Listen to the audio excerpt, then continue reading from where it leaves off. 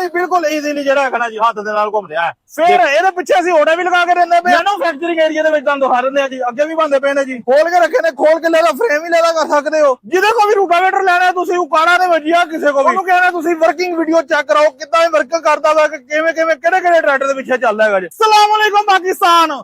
ਉਕਾੜਾ ਤੋਂ ਖਲੀਫਾ ਅਫਜ਼ਲ ਜ਼ਰਾ ਇੰਡਸਟਰੀ ਤੋਂ ਜਨਾਬ ਕਮਾਲ ਦੀ ਕੋਟੀ ਵਾਲੇ ਰੂਟਾਵੇਟਰ ਜਿਹੜਾ ਕਿ ਧੁੰਮ ਪਾਈ ਹੋਈ ਹੈ ਪੂਰੇ ਪੰਜਾਬ ਦੇ ਵਿੱਚ ਤੇ ਸਿੰਧ ਦੇ ਇਲਾਕੇ ਦੇ ਵਿੱਚ ਵੀ ਅਲਹਮਦੁਲਿਲਾ ਜਿਹੜਾ ਦੋਸਤ ਆਰਡਰ ਦੇਈ ਜਾ ਰਹੇ ਆ ਤੇ ਡਿਲੀਵਰ ਕਰੀ ਜਾ ਰਹੇ ਆ ਜੀ। ਮੈਨੂਫੈਕਚਰਿੰਗ ਏਰੀਆ ਦੇ ਵਿੱਚ ਵੀ ਜਿਹੜੇ ਬੰਦੇ ਪਏ ਉਹ ਵੀ ਤੁਹਾਨੂੰ ਦਿਖਾਉਂਦੇ ਆ ਜੀ।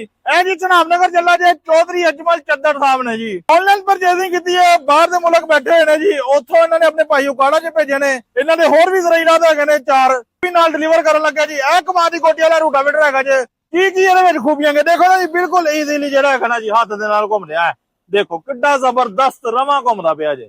ਫਿਰ ਇਹਦੇ ਪਿੱਛੇ ਅਸੀਂ ਓੜੇ ਵੀ ਲਗਾ ਕੇ ਦਿੰਦੇ ਪਏ। ਆ ਹੈਗਾ ਜੇ ਰੂਟਾਵੇਟਰ ਜਹਾਜ਼ ਸਾਹਿਬ ਦਾ ਪੁਹਾਣੇ ਦੇ ਵਿੱਚ ਜਾਣਾ ਹੈਗਾ ਜੇ। ਇਹ ਰੂਟਾਵੇਟਰ ਜਿਹੜਾ ਕਿ ਅਸੀਂ ਆਪਣੇ ਦੋਸਤਾਂ ਨੂੰ ਦਿੰਦੇ ਪਏ ਆ ਬੁਕਿੰਗ ਜਿਸ ਦਿਨ ਕਰਾਉਂਦੇ ਆ ਉਸ ਤੋਂ 14 ਤੋਂ 15 ਦਿਨ ਦਾ ਟਾਈਮ ਲੈਂਦੇ ਪਏ ਤੇ ਅਲਹਮਦੁਲਿਲਾ ਡਿਲੀਵਰ ਕਰੀ ਜਾ ਰਹੇ ਆ। ਇਹ ਵੀ ਮਜਾਹਰ ਨਸੀਰ ਸਾਹਿਬ ਦਾ ਰੂਟਾਵੇਟਰ ਹੈਗਾ ਜੇ।